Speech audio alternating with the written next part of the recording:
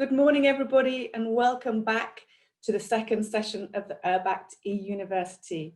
It's great to see you all. It was great to hear your voices in the minutes up until we opened just now. And please do keep greeting us in the chat. It's great to see who's on board from where, cities across Europe and also some from Africa. So welcome to everybody. We can see the participation count is going up every second. So it's good to make sure to see that you're all back into the link and on board with this session.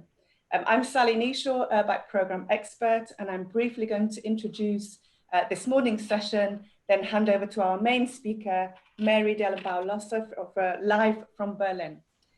So first of all, we have on the screen, as usual, the instructions, the sort of e-etiquette that we have for our digital meetings, you can see on screen. Please keep yourself muted at all times, and we can also have an override to make sure you're muted. That's just to make sure we don't have background noise like somebody who just joined there, but we'll make sure we can hear the speaker and not the background noise. We might ask you to switch your camera on, but maybe keep them off for the most part, especially because of bandwidth. It sometimes can affect the connection. But when we come to the breakout rooms, we will ask you to put your camera on so that you can greet the members of your group and work together more effectively. Throughout the session, please use the chat box. Hopefully you're familiar with that in Zoom. It's on the toolbar, and a lot of you are using the chat to greet each other. We'd love you to make comments, ask questions in the chat.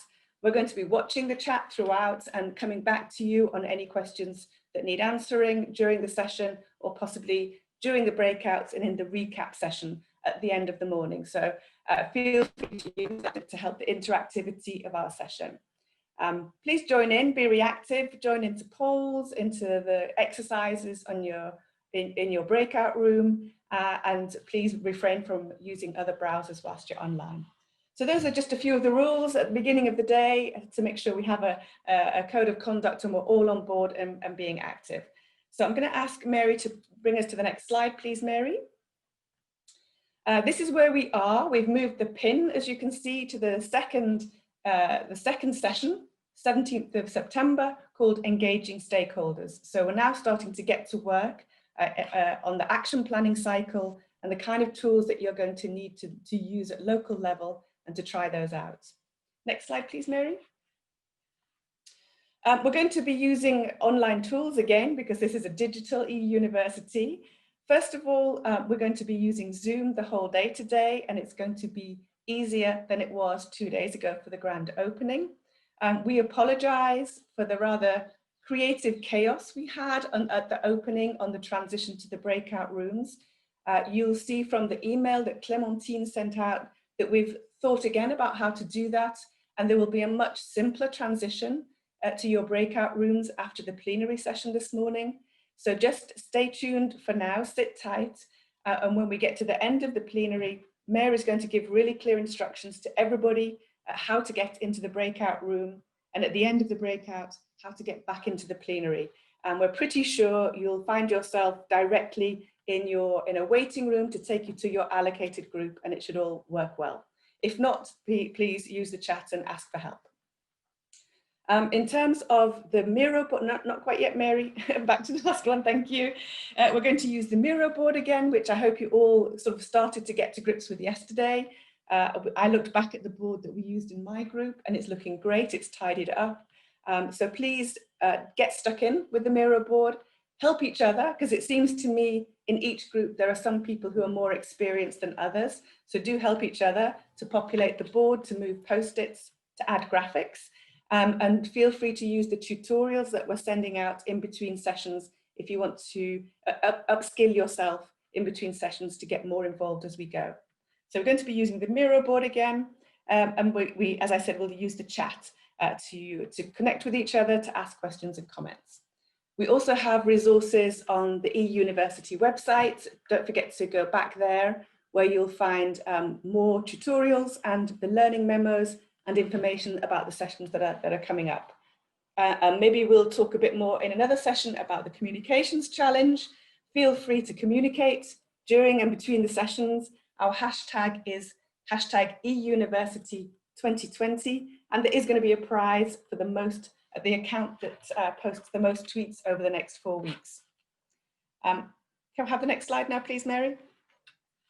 So a bit about what we're going to do today. Here's the URBACT toolbox icon again, and a reminder that all of the tools that we use are in that toolbox on the URBACT website. We're going to start moving into the action planning cycle and simulate the process that you're going to need to do in the next year and a half, 2 years to produce your integrated action plan. And you can see on this is about the sessions around looking at analysing problems, building your action plan, understanding how to monitor that, how to do idea generation, which is coming up soon. But next slide, please, Mary. But today we're going to start with actually one of the most fundamental tools and processes that you'll need to use, which is engaging stakeholders. And this in the URBACT toolbox is one of the cross-cutting sections, because we think this is something that you need to keep coming back to and doing throughout the process of your action planning. So we're going to start with Mary's going to take us through engaging stakeholders at the start of your action planning process, and a bit about how you refresh that and keep it under consideration throughout the process. So I think we're going to have an amazing session. I'm really looking forward to this. Also really looking forward to practicing the exercise with the group that I'm working with. So I'm going to hand over to Berlin, from London to Berlin. Here comes the baton, Mary. Over to you, and go for it. Thank you. Hey everyone, good morning, good morning. So, my name is Mary Dellenbaugh-Losse. Some of you met me on Tuesday, but for those of you who didn't, I'm the lead expert of the Gender Landscape Planning Network, and I work as a consultant for social inclusion, participation, and gender, where I apply this lens to topics as diverse as public transportation, public service delivery, the knowledge economy, and housing. So I'm happy to welcome you to my office in Berlin for this session. Today, we're going to be exploring how to engage stakeholders. So today's objectives are to learn about stakeholders and how to engage them. We're going to discover methods and tools for identifying relevant stakeholders and building a collaborative group. And we're going to test one of those tools in the small group that you joined yesterday. So just a little bit of a rundown as to what the timing is for today. I'm going to talk for no more than 40 minutes about how to identify who's a stakeholder, who's involved in my ULG and why. ULG, as we remember, URBACT Local Group. How do I design inclusive and interesting URBACT Local Group meetings? What strategies exist for wider engagement and participation? How I manage expectations and conflicting priorities, always an important topic, and what tools are at my disposal. Then we're going to have a short workshop in the Miro board. You're going to be with the same group you were yesterday, with the same e-facilitator you were yesterday, and I'm going to walk you through exactly how to get from here to there and back, so no worries about that. And we're going to do a hands-on exploration of one of URBACT's stakeholder tools. So let's get right into it. Okay, so at the very beginning of the action planning process, you need to identify who the stakeholders are in your project. Now you can ask yourself a range of questions to help identify who a stakeholder might be. For example, who is affected by my project? Who can influence my project? Who is the main decision maker? Or maybe there's more than one. Who is involved in the topic already? And who has an interest in the success of the project? So if you ask yourselves these questions and you brainstorm in your group with your ULG coordinator, then you should come up with a large range of people and a large range of names and institutions on Post-it notes. Stakeholders fall into two broad categories, which also have a lot of overlap. I want to highlight the fact that it's in particular important to think specifically about those who are affected by the project, but do not have influence on the issue. And in the United States, where I come from, we say about this, no plan about us, without us. So it's important also not only to involve the stakeholders who are decision makers, who are the big players, who are the CEOs, who are the project managers, but also to involve a wider public and those who are affected by your decisions. So now that you've identified who is involved in general, you may be thinking, oh dear Lord, these are way too many people to involve in my URBACT local group meetings, especially with social distancing. I am never going to fit all of these people in one room. And you'd be right. So you may therefore find it useful to categorize the involvement of stakeholders based on the level of involvement and how frequently you involve them in your process. We will be examining a range of tools today to help you explore this more, but here is just a basic, fairly typical breakdown as an example, going from the highest level of involvement and the highest frequency to start. So you may have some people who are absolutely core members who absolutely need to be an active participant at every URBACT local group meeting. Then you may have some people who are relevant for a specific topic, so you should bring them in for specific topically relevant meetings, but they don't need to be there for every single meeting. You may also have people whose voice is really important in the process, but who don't need to be involved at every ULG meeting, or maybe it's a very large and diverse group of stakeholders. So this could be relevant for getting someone involved in a public participation, and I'm going to give you some good and inspiring examples, I hope, later in this presentation.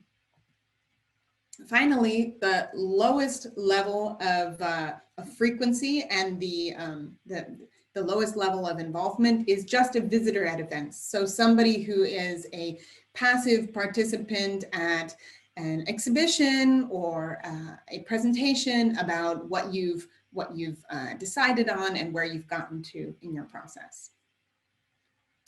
So when we're thinking about who to involve, when, and why, I'd like to show you one of the first tools that I mentioned at the beginning. And as you can see, our influence and importance matrix has 4 quadrants. So along the left-hand side on the y-axis, we have the influence from low to high. And along the x-axis, along the bottom, we have the importance from low to high. Okay, so let's look at these quadrants, starting from the top right. So when we think about our high influence, high importance stakeholders, these are our key players. These are usually really easy to identify.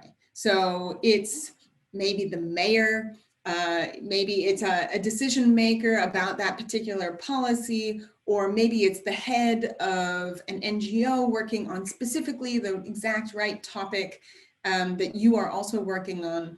These people should be involved as much as possible at every ULG meeting if possible, and they should be really kept in the loop.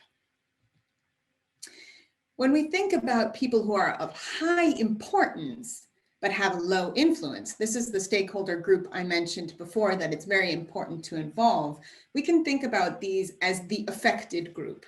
They're usually a very large and diverse group of people, and they should be definitely involved in public participation as actively as possible. So not only informing them, but also engaging them in the process, if at all possible. Moving around in a clockwise way, looking at low influence, low importance people, these are the bystanders. These people have a low importance for the project, but you can certainly involve them in public events. These people should be a low priority for your project. Finally, looking at an often forgotten group, high influence, low importance, these are the context setters. So these are people who may decide something that has knock-on effects for your project, but is not directly thematically connected to your project. So you should identify and monitor their actions, identify who they are, and make sure that nothing's coming at you from left field, just in case. So keep them informed and look for synergies and crossover with their work. Okay, so once I've answered the questions of who my stakeholders are, what their relative importance and influence is, and who I should involve when, then I'm ready to start thinking about planning ULG meetings, so URBACT Local Group meetings, public participation events, and other events. Okay, but you know, it's challenging. It really is challenging to design interesting, inclusive meetings that get a range of perspectives and are also not just people sitting around a conference table these days at 1.5 meters away from each other, shouting over at each other about what they want to talk about.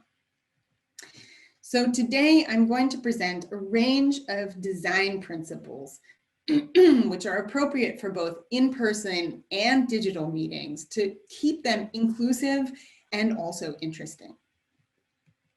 Okay, point one that I'm trying to also embody today: minimize presentations and maximize doing.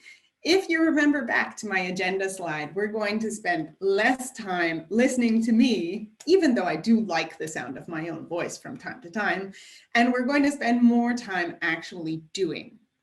So think to yourself, what is the most effective way to use the time that you spend together? What can actually be done individually, and what absolutely needs to be done as a group? Can people watch a video about the presentation and then come together to talk? Can you have a shorter discussion only meeting? Again, do all of the members need to be present to ensure an effective meeting result, or can you break it into smaller working groups?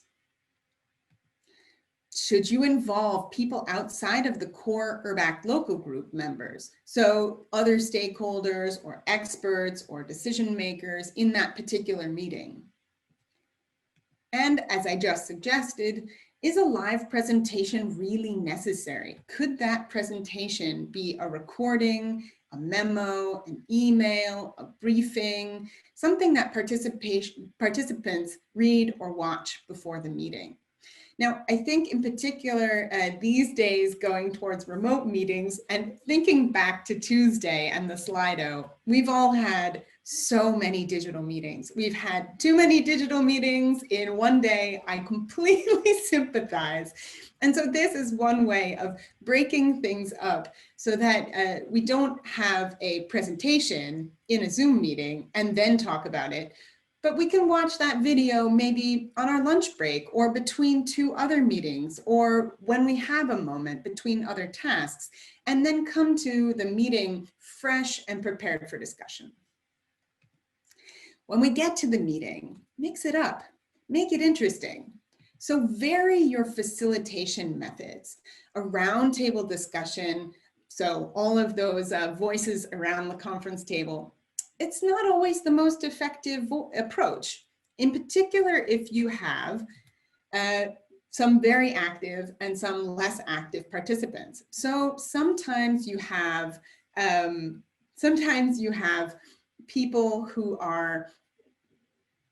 feel very empowered to speak during your presentation or during the discussion, and sometimes you have some shy voices who are really maybe a little timid, maybe a little shy about jumping in.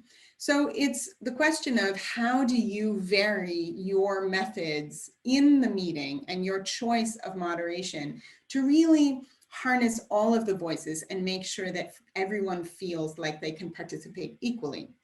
And one of the ways you can do that is by doing small group work to prevent individuals from dominating the conversation. So get inspired also from others. it may seem like sort of a vague piece of information to mix it up, vary things. You may not even know very many methods, and that's fine. Don't worry about it. We're just at the beginning of this process. It's totally fine to get inspired from others, and there are a range of links at the end of this presentation, for example. And try turning things on their head. So ask participants to think from the successful endpoint backwards, to brainstorm the factors that would make the project as unsuccessful as possible, for example, or vote what they are most against instead of what they're most for. So for example, you can use a method called systematic consensus, where people vote on a scale from 1 to 10, how resistant they are to an idea. So the idea is that the option with the lowest score wins. So if I say it's a 10, I hate the idea, please no, good Lord, I don't want to do that at all. But if I give it a 2, I'm thinking, yeah. And this can be a way of inverting the usual power structures of a majoritarian voting, which we all know, one person, one vote. This can be a way of getting a more nuanced idea of what is actually happening. Okay, so as I then also am trying to do here, keep it short and simple. So if you can say it long, you can say it short. This is my motto. It was my motto when I was a teacher at the university, and it's my motto these days as well. Don't overcomplicate texts. Avoid technical terms if possible, and keep your language accessible for laypersons and residents. This will be especially important for those of you working in networks who are working on technical terms. So working on green energy or working on housing or construction. The terms that you use in your everyday work, especially if you're working in a professional context, may be very difficult for lay people and normal residents to understand. So one of the ways that you can make your meetings inclusive is to try to simplify your language. Keep your meetings under 2 hours if at all possible, and plan plenty of breaks. We will have a break before we all go to our Miro boards. So you'll have a moment to go refresh yourself. And one of the ways that you can keep your meetings short and interesting is, again, by, for example, recording your presentation so that people watch it beforehand. So not always doing everything together. This is especially true of digital meetings. And just to emphasize that point, keep the meeting content only to what needs to be done together, and use other resources such as Google Docs, online whiteboards such as Miro, email, Slack, Basecamp, etc. for meeting prep and follow-up. And this is especially true of digital meetings, but it's also true of live meetings. I have noticed that my live meetings have become much more digital just as a result of the adaptations that we've made due to coronavirus in our other work.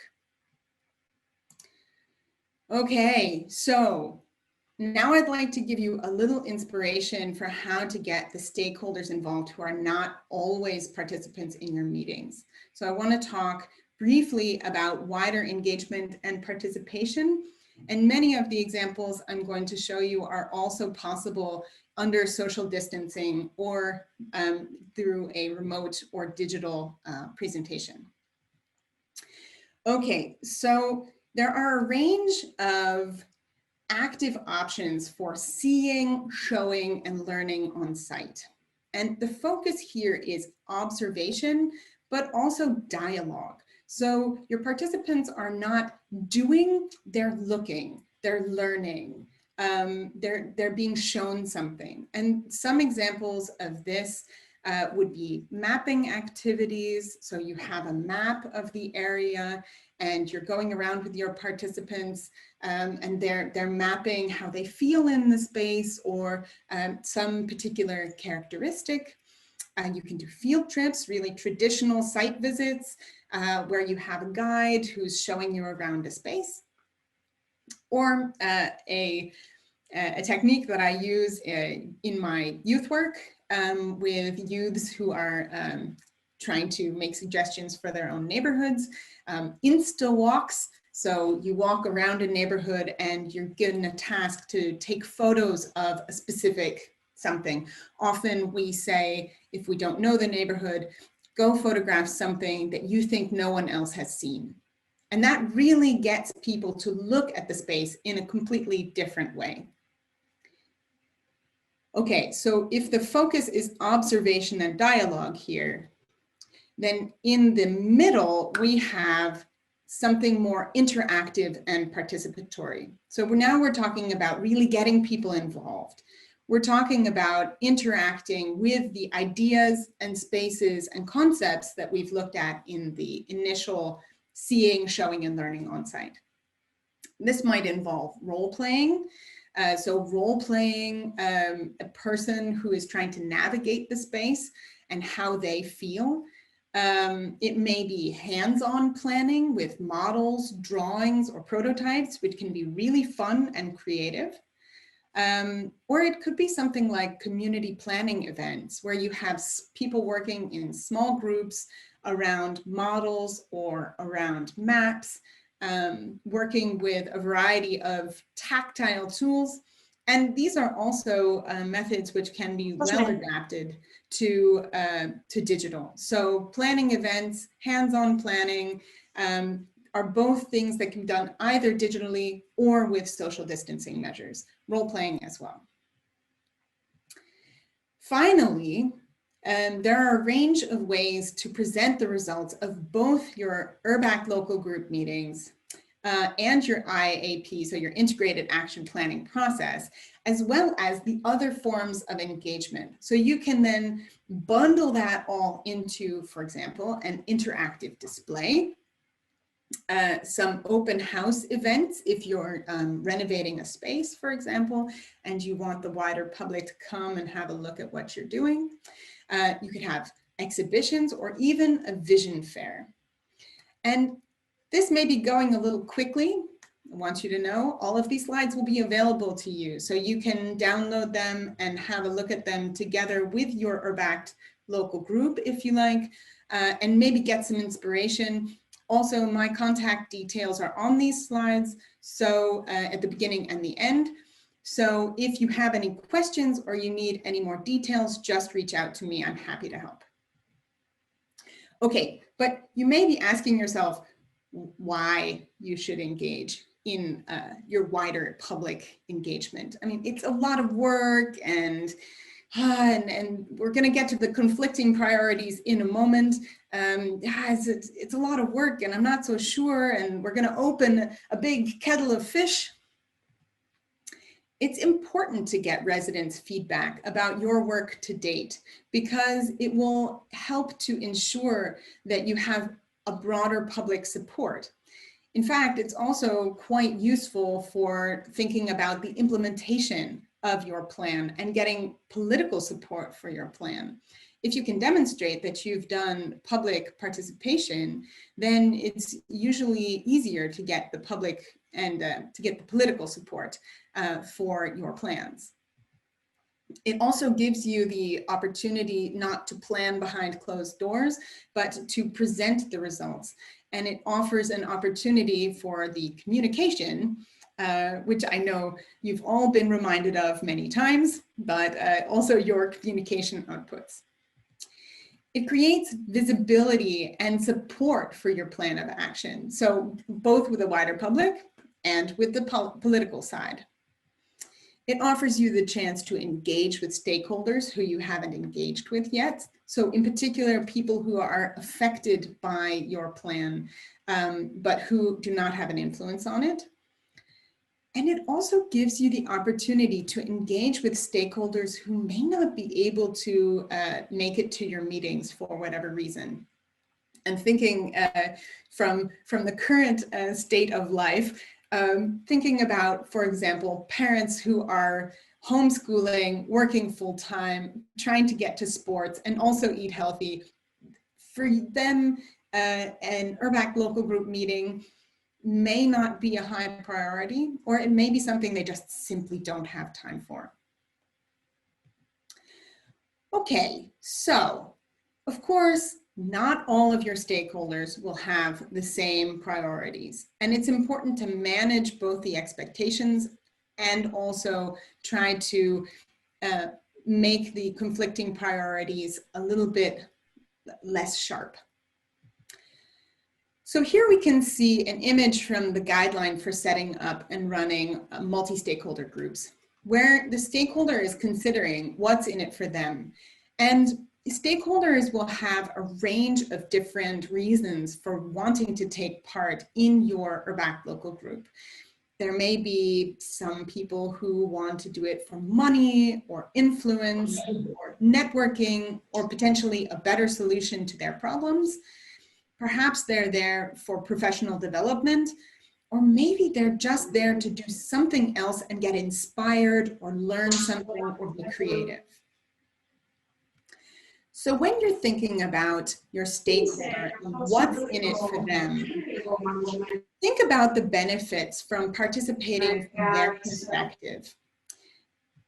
Maybe conduct an initial survey to make the expectations of your stakeholders explicit, and then be able to say, okay, A, B, and C, we're going to be dealing with in this URBACT local group. E, F, and G are outside of the scope, not within the budget, or otherwise. And then your stakeholders can make the decision for themselves whether your URBACT local group is the place they want to be or not. And also it can help them to calibrate their expectations as to what you can actually deliver. This also allows you to tailor your approach to engagement, especially in the initial stages, to the stakeholders' motivation for being part of the group. And you should often ask yourself, at least often more than once in the process of the next 2 years, am I addressing the needs of the stakeholders? Especially if you notice that someone is checking out of meetings, they're not really engaged. Ask yourself, is there something I could do differently? And here, and we'll look at this at the end of the presentation, here the stakeholder analysis table can be quite helpful. So the mix of stakeholders you involve in the ULG will shape the direction and the focus of the work. This may also change over time as the composition of your group changes. This is a natural and normal process.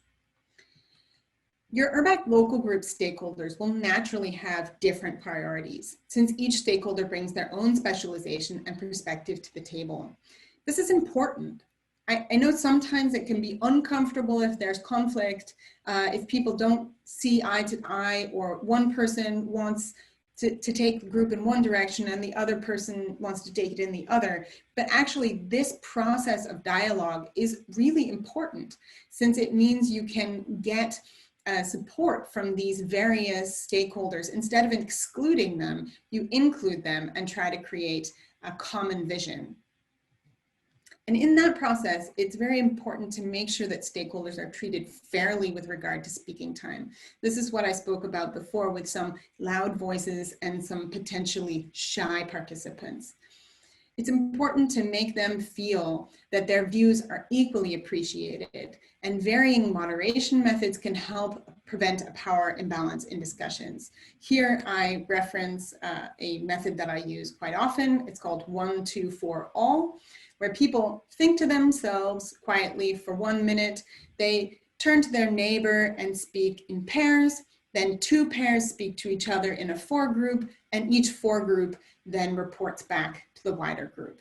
So this can create, this equalizes speaking time, and it also equalizes some power imbalances if you notice that there are some in your group. And this is a very easy method that you can use tomorrow if you want to.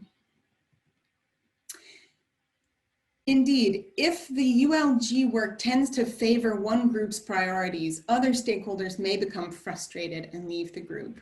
So concentrate on what's in it for them and see if you can find a compromise or offer them a different benefit. Maybe step up the learning or give them more space for creativity. And again, the stakeholder analysis table will be key in this process. Okay, so I keep talking about the tools. What about the tools?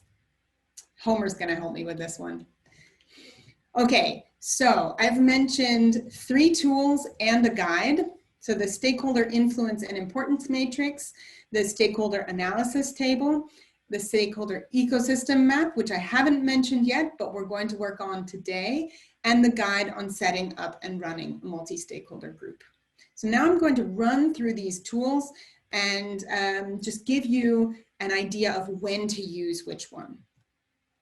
Okay, so the stakeholder influence importance matrix, which I've already introduced you to.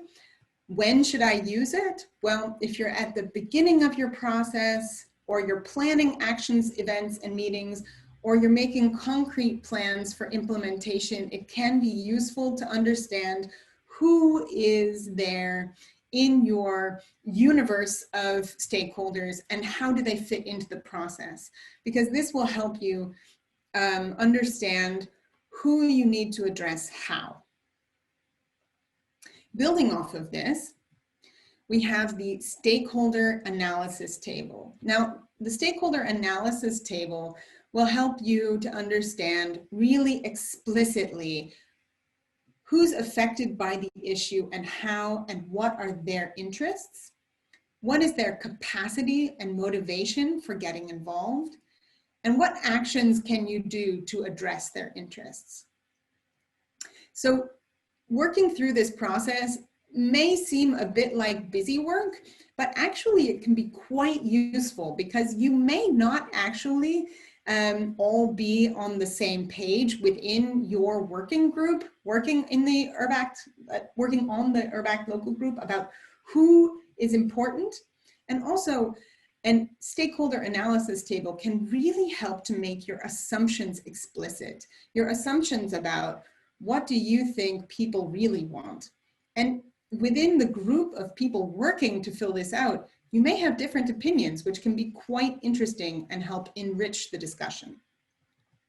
So when should you use it? If you're conducting an initial analysis of the interests and motivations of the stakeholders. So now when you're doing your integrated action plan roadmap would be a very good time to use it. Or maybe at some point you're reviewing the composition of your partnership as the topic evolves over the course of the project. You may want to review this again, especially if you see some stakeholders leave and others join, or you may say at some point, are we really reaching all of the relevant stakeholders? Maybe the landscape has changed. It's important to review this during the course of your planning process. Finally, and this is the tool we're going to be looking at today, is the stakeholder ecosystem map. So it looks just like a dartboard or an archery target. So on this, we identify 4 sectors. Of course, if you draw it yourself, you can have more than 4 sectors. And then we take our stakeholders on our Post-it notes and we place them, the most important ones at the center and the lesser important ones to the outside. So we have each sector and we've ranked our stakeholders with relative to their importance to our process, also within their sector. And don't worry if that was confusing, we're going to be explaining it again, and your e-facilitators also have plenty of information to be able to help you. So when should you use it? You use it if you're trying to prioritize stakeholders when setting up your URBACT Local Group. and also when you're trying to understand how to adapt your approach with each of the stakeholders. And we're going to be practicing this today. So as you can see, you set out the 4 sectors. You have the more important ones in the middle and the less important ones towards the edge. All of this information and more is in the guide on setting up and running a multi-stakeholder group. And there's tons of links in there. There's hyperlinks to examples. I really, really recommend you check it out. It's not too long either. It's quite friendly. In addition, and these are hyperlinks, I want to link here to other toolkits from outside the URBACT universe, which you may find helpful. In particular, you can find more moderation and facilitation methods on these links. Okay, that was a lot of information. And I think we should just take a moment to breathe together. So if you're alone in your room, you can make big arms. If you're next to someone, make cactus arms. And we're just going to sit up straight in our chairs or stand up for a moment so that you can get some air. And we're just going to raise our arms above our heads. Oh, really stretch up. Take a deep breath, get some oxygen. And then down and roll our shoulders back. And we're going to do that one more time. Breathe in. Nice, big, tall stretch. Get some oxygen. And down and roll those shoulders back. Ah, perfect. It's so easy to just get so cramped at our desks. Okay, so now that we have some oxygen, let's look at what we're going to do for our workshop. So we're going to look at the stakeholder ecosystem map together, the one I just introduced to you, and all of the following information that I'm going to present is on your team Miro board, and your e-facilitator will also walk through it with you. So don't worry if this goes a little quickly. All of this information is in writing on your Miro board. Okay, so what we're going to do is you're going to read the scenario and decide with your group and your e-facilitator what 4 sectors are the most important, and I will read the scenario to you in just a moment. You're going to map the stakeholders provided to you on the ecosystem map while discussing why you put which stakeholders where. And I think some of you have developed some skills with Miro and you feel comfortable. If you do feel comfortable, you can move the Post-it notes yourself, but talk to your group. The important part is dialogue. So once you've mapped them, you'll pick someone near the center and talk about how you design meetings to keep this person engaged.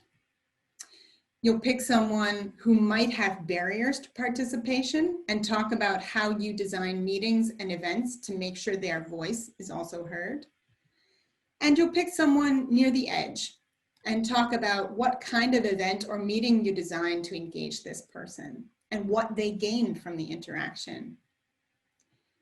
Okay, so what's the scenario? So I'm in Germany, and I designed a town, the city of Musterberg, or Musterberg. It's part of an action planning network aimed at improving energy efficiency in existing residential buildings. The city's relevant housing stock is a mix of industrial era buildings, so built between 1850 and 1910, many of which are under historical protection and owned by private landlords or companies, and post-war housing of mixed quality, some of it good, some of it less good, built between 1950 and 1990, which is owned by a mix of public housing authorities and private companies. So we've got quite a diverse group of people involved. Improvements in energy efficiency can include insulation, new, more efficient building level and apartment level heating and hot water systems, improvements in wiring and lighting, installation of solar panels, etc. The relevant housing stock is primarily multifamily rental buildings of 8 to 30 units. State law allows the costs for building improvements to be added to existing rental costs. So that means if the landlord does improvements, they can raise the rent. And the question you're going to look at is who the city of Musterberg should involve in their URBACT local group and why. Okay, so I know it was a little confusing yesterday. We made a map. I'm a trained landscape architect. I feel very comfortable with this type of a visualization. So what we're going to do is we're going to leave this session and you're going to go into waiting rooms. Waiting room A is for working groups 1 to 14. Waiting room B is for working groups 15 to 28. And waiting room C is for groups 29 to 38. Your personal link will take you automatically to the correct waiting room. So don't worry, you don't have to think about anything, just make sure you follow your own personal link. After we finish the workshop, your e-facilitator will help you get back into this plenary. All you need to do is click the button that they show you and a window will pop up that says, do you want to leave this Zoom meeting? And you click yes, and you'll be automatically sent back to me. Okay, so it's now time to practice. What I'd like you to do is to please find your personal link and join your waiting room. Then grab a coffee. So think about it this way. It's like we're leaving the big auditorium and everyone's going into their small working group rooms. The coffee tables are in the working group rooms, so go to your waiting room first, and while you're getting your coffee, you'll be allocated to your breakout rooms where your e-facilitator will be waiting for you. If you get lost or have any issues, just let us know and our team will be really happy to help you. We're all ready to help you if you need it. The workshop will start promptly at 10:55, so you have about 10 minutes to do this and get a coffee and go to the loo and do everything you need to do. So the workshop will start promptly at 10:55 and it will end at 11:45 all Central European time. And at 11:45, we'll meet back here in the plenary and recap, and then I'll pass the baton to the next speaker. Hope that's all clear. So go find your personal links, join your waiting room, and we'll see you at 10:55. Good morning again. Hey everybody, welcome back, welcome back. The adventures of Zoom.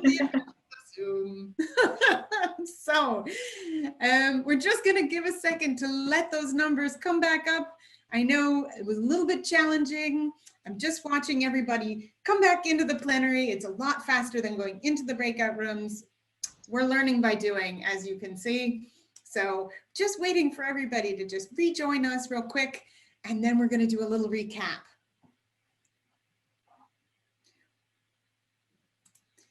Just bear with us for just one more moment, and I'm going to answer a couple questions that came up in the chat. I've already got 150 people in the room. Just gonna get myself another glass of water.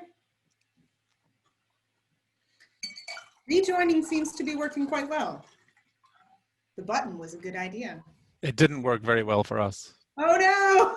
No. I ended up in an important looking place which I shouldn't have been in, so I quickly got kicked out of there. I had to go back. Anthony, constructive feedback now. Yes. Yes. No. Yeah, I said it was important. The button works very good for me. Thanks God we got the mail for yesterday's mail. It's okay. There was no button. I also had to go back to yesterday's mail in order to come to this preliminary session. Yeah. I didn't see. Did our Miro thing have that button, Ian? I didn't think. I couldn't see it. No, I don't think it did. No, it's not button. So the button was all the way up at the top, underneath the logo. So we'll help you find it a little bit better next time. Okay. A little bit of navigation issues. We're all getting a bit lost. Maybe we need to do a mapping exercise together next time. Perhaps some ideas about doing a mapping exercise.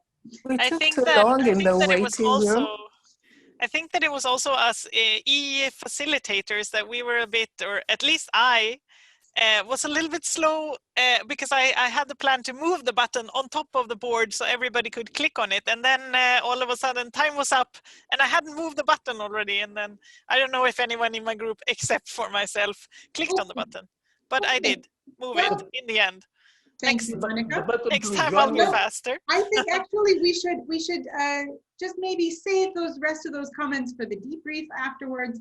I do want to just wrap it up so that we are on time and I don't keep you from your lunch break or your coffee break or perhaps just a brain break at this point.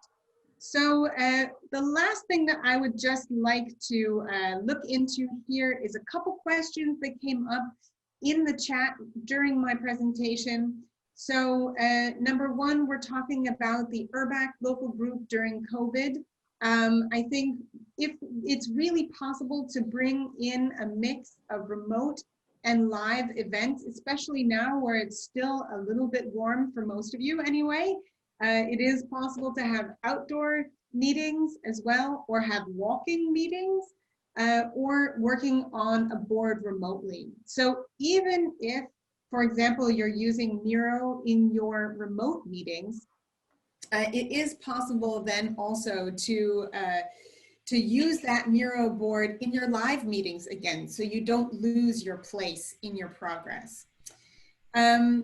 I want to also, I was asked to explain the InstaWalk again. InstaWalk, the name comes from Instagram. You may have heard of it. The young whippersnappers out there using their darn apps.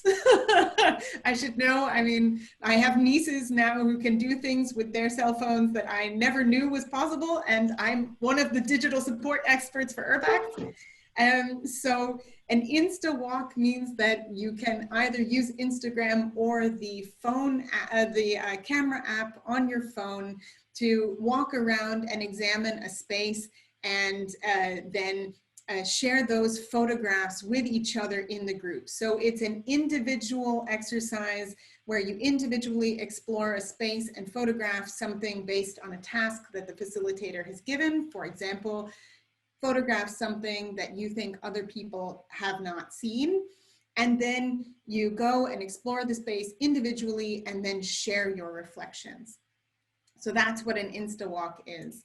When we're talking about older people who don't have digital skills and digital exclusion, this is a real thing. And one of the things that you should really keep in mind is to make your digital and your low threshold engagement as accessible as possible. That means go to where the people are. That means if your participants are in Facebook, put in a message in Facebook. If your participants are not on digital, try something like going and standing in front of a supermarket on a busy Saturday afternoon with a mask on, of course, and offer people sticky dots to be able to have their say about the positive and negative aspects of a specific space or whatever question is relevant for you. If you have more questions of this nature, you're welcome to reach out to me. I'm happy to talk to you in detail about that. So I have a task for you. Like any good teacher, I have homework. So you may have remembered you have a learning memo. There's a learning memo for every single one of our sessions. Mine will ask you a few questions about today's presentation and also ask you, what would you start? What would you stop? And what should you continue in your community and in your project? So have a look at that and fill it in to try to really hold on to and personalize the topics for today. So I want to thank you so much for your patience and also for your attention today. My name again is Mary Dellenbaugh-Losse. My email address is at the bottom of the screen, and you're welcome to write me if you have any questions. I am happy to pass the microphone to Christoph, who is going to introduce himself and tell us a little bit about what he'll be talking about on Tuesday. Christoph? Hi, thank you, Mary. Indeed. So I introduced myself very quickly on Tuesday already. Now, I will just say a few words about what's going to happen next Tuesday. With Mary, you discovered how to engage stakeholders from varied backgrounds, etc. On Tuesday, we will look at how do we also engage the stakeholders in problem analysis. So how do we do a collective process of problem analysis, how to get the right diagnosis of your challenges, and how you develop an adequate and integrated solutions, and again in a collaborative way. We will look at methods to do that. You will have to put yourself in the shoes of police investigators and be the detective of your problems in a way. So again, we will have, like the session of today, a first part which will be more theoretical, even though very much with field experience and really concrete cases, and a second part where we will practice one tool of problem analysis. We will see that there are many other, of course, and this tool will be the problem tree. It's a very simplified version of problem analysis, but this will help you grasp some of the reflex that we need to get when doing problem analysis. So this is on Tuesday, same hours, same process, hopefully slightly more fluid again than the transition of today from part 1 to part 2, but hopefully this will be smooth and exciting again. Thank you, Mary. Okay, bye everyone. See you next Tuesday. Have a great weekend. Bye. Thank you. Bye. See you. Thank you. Bye. Bye. Have a nice weekend. Bye. Bye. Bye. Bye. Bye. Bye. Bye-bye. Bye. Thank you. Bye.